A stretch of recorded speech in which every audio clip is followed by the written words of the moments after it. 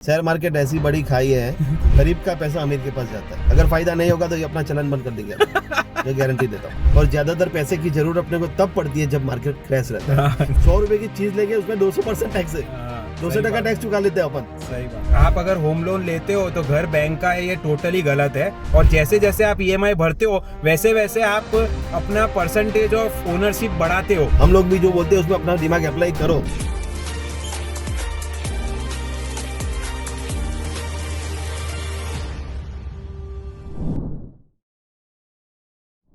विशाल भाई, आजकल बहुत सारी रील यूट्यूब वीडियोस में बताया जाता है कि भाई होम लोन लेने से घर लेते हैं तो घर तो बैंक का है, आपका तो कुछ है नहीं, तो उससे तो आप रेंट पे ही रहो। इस तरीके का नैरेटिव फैलाया जाता है। तो क्या ये बात सही है? इसके पीछे का क्या लॉजिक है कि भाई लोन लिया तो घर बैंक का है? देखो, इसमें ये सरासर ये लोगों को रियल एस्टेट डाउन करने का मुझे लग रहा है कि ये बहुत बड़ा स्कैम चल रहा है। हाँ। कि रियल एस्टेट में लोग ज्यादा से ज्यादा पैसा नहीं डालें, उसकी जगह पे कहीं और, आपने जैसा अपन ने पहले आगे की वीडियो में बात की उस हिसाब से कि भाई कहीं पे आप मार्केट में, शेयर मार्केट में डाल दे पैसा। शेयर मार्केट ऐसी बड़ी खाई है, गरीब का पैसा अमीर के पास जाता है। पैसा समझ लो, मैं क्या बात कर रहे हो? एक पे भी बात करेंगे, अपने पास जो नॉलेज है वो शेयर करेंगे, उसकी दिक्कत नहीं है। इतने सालों में अपन ने जो गेन किया है वो आपको सब बोल देंगे, उसमें टेंशन नहीं है। हाँ। और आपका फायदा ही है उसमें। हाँ। अगर फायदा नहीं होगा तो ये अपना चलन बंद कर देंगे, मैं गारंटी देता हूँ। ठीक है।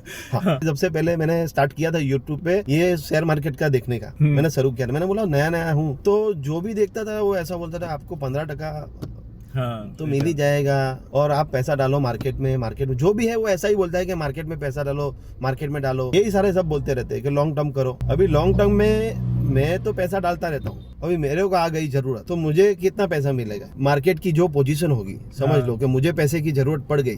और ज्यादातर पैसे की जरूरत अपने को तब पड़ती है जब मार्केट क्रैश रहता है। क्योंकि मार्केट क्रैश रहता है तभी अपने पास पैसा नहीं रहता है। नहीं, सही बात है। धंधा ये सोचने वाली बात है, बहुत इंटेलिजेंट वाली बात है। हाँ। कि अगर समझ लो कि मार्केट में तेजी होगी तो पैसे तो मेरे को बाहर से मिल ही जाएंगे, धंधा चलेगा। हाँ। समझो 5-10 साल से मार्केट मंदा है, रियल एस्टेट मार्केट भी मंदा है, किसी के पास पैसा घूम नहीं रहा है। मार्केट में पैसा घूमेगा नहीं तो स्कैम बढ़ेंगे, और उस पर इतना ज्यादा टैक्सेशन। हाँ। बराबर, टैक्स की सिस्टम भी इतनी घटिया है अपने देश। भाई मोदी जी माफ करना डर लगता है अभी तो इतनी खराब सिस्टम बना के रखी है कि हर चीज में साला 100 रुपए की चीज लेंगे उसमें 200% टैक्स है, 200 टका टैक्स चुका लेते हैं अपन। सही बात। 100 की चीज 200 में अपने को लेनी पड़ती है। तो इसका मेन चीज यही है, अपन बोलना चाहते हैं कि अगर आपने शेयर मार्केट में पैसा डाल दिया, पैसा जाएगा मार्केट में। पूरा इन लोगों को रियल एस्टेट का पैसा शिफ्ट करके मार्केट में इन्वॉल्व करना है, तो कहीं ना कहीं पैसा जाएगा तो जाएगा। देखो, ये ऐसा कुआ है ना कि जहाँ पे आप पैसे डालोगे तो किसी ना किसी हाथ में जाएगा पैसा। तो ये जो नैरेटिव है कि भाई आप अगर होम लोन लेते हो तो घर बैंक का है, ये टोटली गलत है। कि पहली बात तो ये है कि आप पहले डाउन पेमेंट भरते हो। आपका अगर 1 करोड़ का लोन लेना है तो बैंक आपसे 10% मिनिमम डाउन पेमेंट लिए बगैर आपको लोन देगा भी नहीं, को प्रॉपर्टी खरीदने भी नहीं देगा। तो जो आप 10% भर रहे हो उसमें तो आप प्रॉपर्टी में अपनी इक्विटी ले रहे हो। और जैसे जैसे आप ईएमआई भरते हो वैसे वैसे आप अपना परसेंटेज ऑफ ओनरशिप बढ़ाते हो। तभी तो जब आपका लोन खत्म होता है तो पूरा का पूरा घर आपके पास आ जाता है। एक तरीके से ये आप एक कंपनी होती है उसकी पार्टनरशिप के हिसाब से चालू करो कि जब आप 1 करोड़ पे 10 लाख रुपए भरते हो तो आप 10% ओनर हो। लेकिन जैसे जैसे आप अपनी ओनरशिप खरीदते हो का घर होता रहता है। तो ये जो लॉजिक है कि भाई पूरा टाइम बैंक का ही रहेगा घर,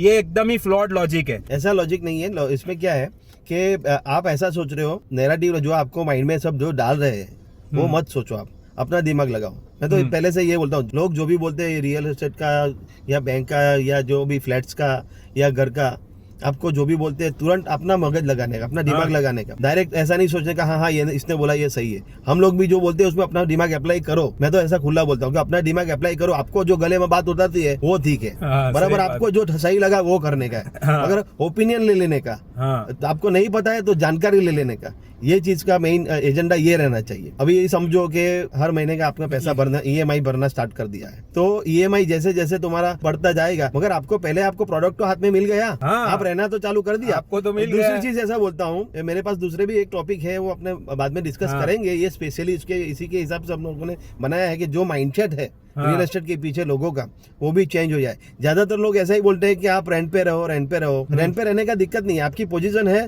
तो रेंट पे भी रह सकते हैं, ऐसा नहीं है। हाँ आपका पोजीशन, आप हमेशा वैसे ही सोचेंगे कि समझ लो, मैं आपको एक एग्जांपल देता हूँ। आपके पास अभी पैसा नहीं है, आप ऐसा सोच रहे हो कि मैं कहीं पे रेंट पे ले लूँ। आपकी शादी हुई है और आप ऐसा सोच रहे हो कि मैं एक छोटा घर ले लूँ, रेंट पे ले लूँ। गुजरात सूरत में अपन उसका एग्जांपल देते हैं कि भाई सूरत जैसे एरिया में, सूरत सिटी में अपने को एक घर लेना है तो 20-25 हजार में तो आराम से अच्छा बंगला आपको रहने को मिल जाता है। हाँ तो बंगला आपने सोचा कि भाई मैं 25,000 में रेंट पे बंगला ले लेता हूँ, 1 करोड़ 1.5 करोड़ का वो बंगला या 3 करोड़ का बंगला हो जाएगा, तो वो 3 करोड़ डालू, उससे अच्छा कि मैं 25,000 में रेंट पे ले लेता हूँ, बराबर। अब समझ लो कि धीरे धीरे आपने तरक्की की तो आपके पास पैसा आया, तो आपने बना लिया 1-2 करोड़ रुपया, हाँ तब आप घर लोगे कि नहीं लोगे? घर ही लोगे और क्या करोगे वो पैसे लोगे कि का? नहीं लोगे? हाँ ये इसका जवाब है। हाँ। उससे अच्छा के पहले से ही कर सकते हो। हाँ वही जो चीज- पैसा वो पीछे कमाओगे ना, हाँ वो आपको फिर घूमने फिरने में या फिर आपकी आजादी के लिए काम लगेगा। रेट रेस में मत फंसो आप। क्या बात है विशाल भाई, बहुत बढ़िया आपने आज इंसाइट दे दिया, सबको मजा आ गया होगा। फिर मिलते हैं नेक्स्ट वीडियो में, बाय।